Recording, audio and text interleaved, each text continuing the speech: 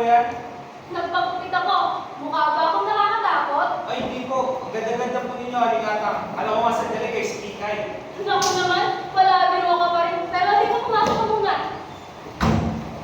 Maupo ka muna ng Tony. Kamusta na kayo yung nanay mo? Ay, kawawa po si Inay, Aling-Atang. Misa-misa niya ang mundo. Gusto niya din bumalik dito agad. Gano'n ba ka na wala dito? 3 buwan na po. 3 buwan? Napakatagal na yan para sa isang katutundo na malayo sa tondo. Hay nako, kawawang kumari ko. Tiyak na bagot dito. Alam niyo naman po kami mga inendyero, Aling-Atang. Kailangan pumunta ako sa aming dali ng trabaho. Pero pagkatapos ng ginagawa ko tuloy sa Bulacan, ibabalik na kami ni Inay dito sa tondo. Oo, kailangan ibalik mo yan dito. Namimiss na namin sa tuwing naglalaro kami ng panggege. Yun nga po ang labis niya namimiss. Kaya naman pala, naiintindihan ko na nararamdaman ng nanay mo kami. Kapag tagatong ka habang buhay, lagi ko yung sinasabi ha. Pero, alam mo ba na isang taon nang si Kikay na nasa Amerika? Sabi pa nga niya, kailanman hindi siya makakalam ng pagka-homesick niya. Kailan po, Aling-Atang? Kailan po gusto bumalik dito? Noong Lunes na. Di ko po alam na nakabalik na siya mula New York hanggang mabasa ko pa sa dyaryo. Naku, dumating lang ang batang yun noong Lunes na, pero tingnan mo naman ang nangyari sa akin pagkakita pa lang niya. Sabi pa niya, alam mo ba yung batang yun? Galit na galit. Sabi pa nga niya, kailangan ko ng complete overhauling. Dinala niya ako sa isang beauty shop ha, pinagupitan niya ako, pinakita ng ilan, pinamalicure. Naku naman, pagkakita pa lang ng mga kumari ko, pinagtatawanan na ako. Diyos ko, alam mo yung imposible magpuntahan kay Kikay, pa magagawa ko. Kaya kailangan ko minsan kumilos sa isang taga-Amerikana. Diyos ko, mukha ba ako isang Amerikana? Ang ganda-ganda ninyo. Nasaan po siya ngayon? Tulog pa, syempre nasa bahay siya eh. Tulog pa. Oo, alam mo naman yun ang batang yun. Abala. Wala nang ginawa kundi bisita dito, bisita na lang maghapon. Welcome party dito, welcome party kung saan-saan. Gusto ko ang batang yun, para namiss ko lang isang grupo. Bahala ko po sana siya makita. Para bagihin sa kanya pong gabalik. Ito po, pamili na ito nila para sa akin. Pero sigurado hindi ka para sa akin. Gusto ko sana siya makita, pero kung hindi po siya nagigising hanggang alas 12 ng tanghali, Gigisingin ko siya, maupo ka lang muna ako dyan. Gigisingin ko siya. ay huwag na po mag-abala. Aling-Atang, babay na po ako sa mga susunod na araw. Hintayin mo na lang muna ako dyan. Tiyak ko matutuwa siya na makita ng matalik ng kaibigang pagkabata para na rin magpasalamat sa mga magagandang bulaklak ng ito. Tutal, mahal ito. Alam mo yun. Saglit lang ha. Polly! Po, Aling-Atang. Huwag mo akong tatawag kaling ata. Ano po tatawag sa inyo? Tawagin mo ako, Mrs. Mendoza! Ako, ibig sabihin, Mrs. Mendoza. Sige, maupo ka lang kasi tatawagin ko. Polly, isa ka. Po, Huwag mo rin siyang tatawagin tita. bakit po? Tawagin mo siyang Francesca! Bakit? Francisca? Hindi Francisca! Francesca! Sige po. Hindi po, Miss Mendoza. Ay, Diyos mio! Ay, ako na po, Miss Mendoza. Ako po po. Sige, sa pakisabi na lang na maghintay sila dyan ha.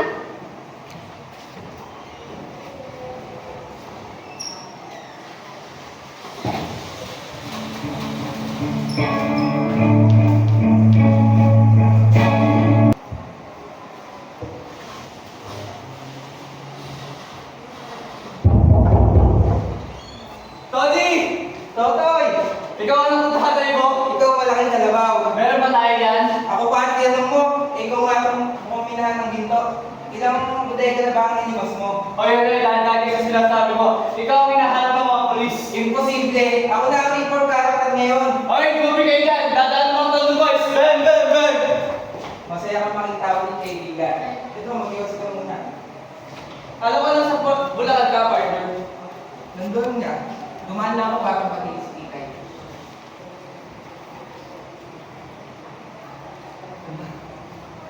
Tony, narinig ko mga balikan tungkol sa babae yun. Ako eh. Sinasabi ng mga tao, nababaliw na daw siya. Hindi. Naging taga New York lang siya. Ano bang ginawa niya sa New York? Nag-aral. Nag-aral? Na ano? Hair culture at beauty science. May diploma siya. Uy, isipin mo yun, ang kikay natin. Pasensya ka na. Hindi na siya si Kikay ngayon. Siya ay si Francesca! Ha? Francesca? Kikay natin ay Amerikana ngayon. Kikay? Amerikana? Huwag mo akong patawanan. Eh, kilala kong babae yun. Naglalako na yun ng mga kakanin. Punto kayo dyan. Bili na kayo ng puto. Naalala mo, tinulak natin siya sa putikan? Dinapin na tayo sa buong pansada. At basang-basa siya sa putik. Nako, ang tapang ng babae yun. Ang Kikay natin.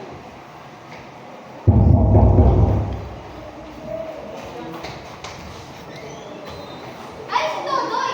Nena, mahal ko! At si Tony, ano to? Ayun na naman ka, boys? Hindi, dinala lang namin ang babae nagmula sa New York. Pati ako rin, nasa bahay na siya? Si Aling Atang susubukan ni Siling siya. Pinigising pa? Nananaginip ba siya? Hindi, gising na siya. Nagbibihis lang. Magandang umaga, Nena. Magandang umaga, Totoy.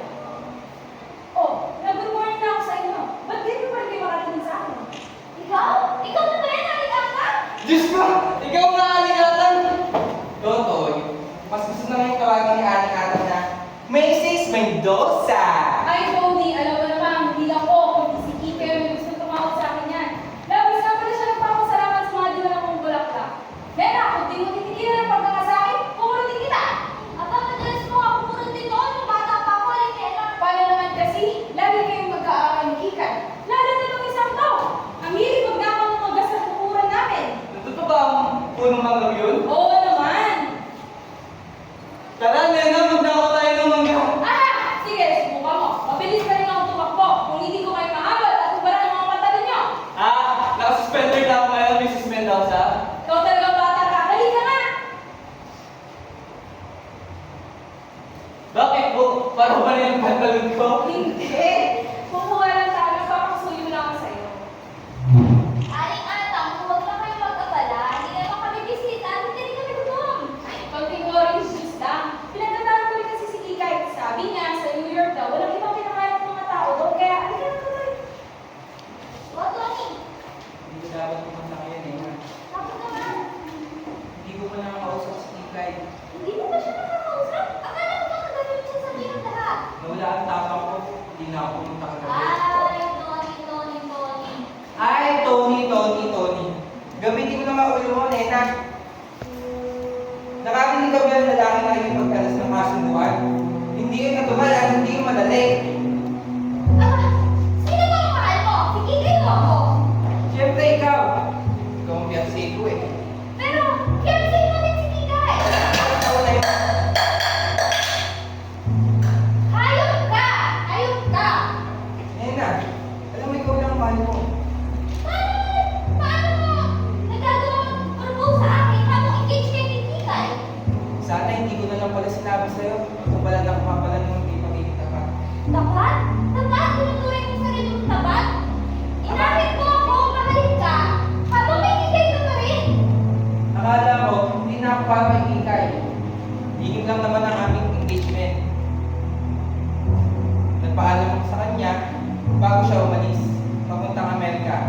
At sinabi niya, nalihim muna ang kasunduan hanggang makabalik siya. Pero nung nasa Amerika na siya, ilang buwan, tumigil na siyang